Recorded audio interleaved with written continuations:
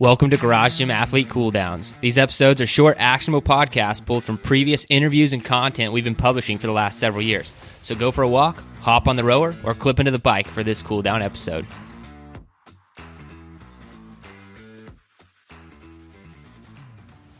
The myth of the whole 21 days to building a lasting habit. And I was reading that book and I was like, oh, I've actually read this on James Clear before. This is really cool. So I definitely want to talk more about that because everywhere, I mean, you can find it on the internet everywhere. You could talk to someone and they'll probably assume or tell you that it's 21 days to build a habit or break a bad one or whatever the case may be. Can you talk a little bit about, that myth or, what the real case may be when building habits? Yeah, sure. So there's an article on my site, which you mentioned, where I talk about where the myth came from and sort of the backstory and all that stuff. But the punchline to it is that a lot of times in society, people say things like, oh, it takes 21 days to build a new habit or 30 days to build a new habit, some magical number. And the researchers said, all right, let's go ahead and look at this. And so a study at University College London looked at a wide range of habits, little things like drinking an extra glass of water at lunch, all the way to big things or more difficult things like going for a run after work 5 days a week, something like that. And what they found is probably the answer you would expect if you sit and think about it for a minute, which is it depends, right? There's no magic number. And it depends based on how difficult the habit is. It also depends based on the circumstances and the environment that you live in. So I talk a lot about environment design, and I think it's a really powerful way to change behavior. If you live in an environment that promotes good behaviors or that surrounds you with positive people or choices that are better and healthier, it's a lot easier to make a healthy choice and build a healthy habit. Conversely, if you're surrounded with an environment that makes those behaviors difficult, well, then it's going to take a lot longer to make it a habit because you're constantly fighting against the forces that surround you. So anyway, the end of this is that the range is anywhere from at least what the researchers found, anywhere from 18 days all the way up to about 250 days. So it could be, a month, it could be 8 months, but the average time that it takes to build a new habit is 66 days.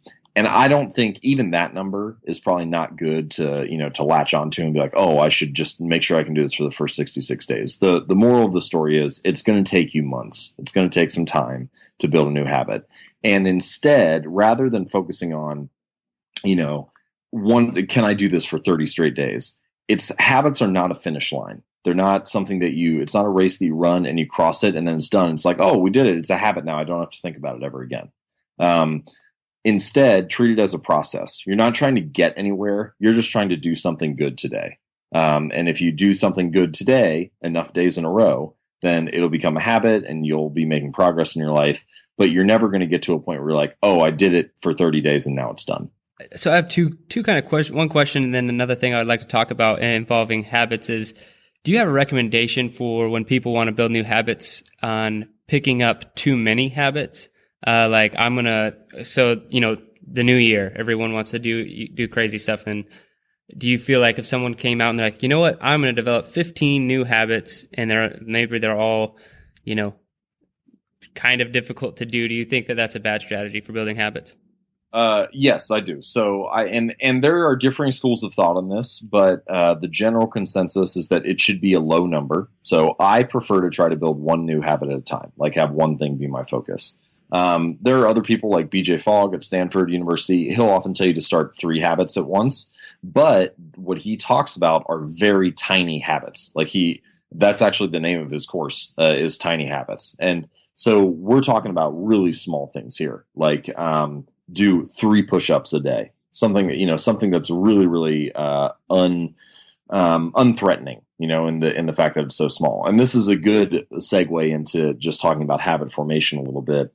Leo Babauta has this phrase that new habits should be so easy that you can't say no to them. And I think that's a great metric, a great threshold. Doing 3 push-ups doesn't sound impressive at all, but it's something that you can't ignore, right? It's like, oh, I don't have any excuse for not doing it. And what we often fail to realize is that in the beginning, especially, it's more important to do the behavior consistently than it is to do something that you think will be impressive or big or grand or make a difference. Because if you don't do the behavior consistently, then you'll never get to a point where it's going to make a difference. Even if you do 500 push-ups in one day, if you only do it one day, it's not going to matter over the long run. Right. So that idea of let me start with one push-up, or let me start with 3 push-ups, and then I'll improve by a little bit each day. I'll make those 1% gains that we were talking about. That's a really good way to think about building a new habit. So when I was building my push-up habit, I wanted to get to 50 per day. But rather than start there, I started with 10 because I knew I could do 10 in 15 seconds and not have any excuse for not doing it. So I did 10 the first day, and then I took the 1% gain strategy, and I went up to 11 the second day, and then 12, and then 13, and so on, until eventually I was just doing 2 sets of 25, and it was easy, and I didn't have to like force myself to really get motivated to do it because it was just sort of built into my routine. So that's an example of how to build a new habit, but it's also an answer to your question of should you focus on one thing or 15 things or whatever. You should probably focus on one. And the only other thing I'll add to that is that there are certain behaviors in our life that we could call keystone habits. And a keystone habit is the 1 or 2 things that you do that sort of naturally pull the rest of your life in line. So for me, it's weightlifting, it's training. And so if I know that if I go to the gym every Monday, Wednesday, and Friday, a couple things are going to happen. Not only will I get stronger, which is, why I'm doing the habit there, but I'll feel good about myself because I went and got my workout in. But I will also sleep better because I'll be tired when I get to bed that night. And so I'm going to get better sleep, which means I'll be more well rested the next day so I can put better energy into my work.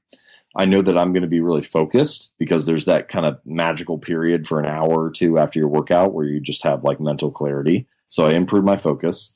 And then I also tend to eat better naturally. It's, maybe I could eat worse if I wanted to, but when I work out, I kind of feel like, oh, okay, I got this good momentum going. I don't want to, let's not waste this, let's keep it going. And so at no point am I trying to build better nutrition habits or better sleep habits or more focus, but those are just sort of side effects of doing this one habit of working out. And so I would say if you have a lot of areas that you'd like to change in your life, think about what that keystone habit might be for you. And focus on that one first. And this could be many different things for different people. Some, like CEOs, swear by a daily meditation habit. They sort of pulls the rest of their life in line. You'll hear about people who work on their personal finances and finally get like a budget handled or start paying their debt off. And that one habit leads to changes in other areas of their life. So for me, it was lifting. For you, it could be something else. But keystone habits are a great way to go if you'd like to make a lot of changes, but you're going to get overwhelmed by trying to focus on 10 things. Just focus on that one keystone.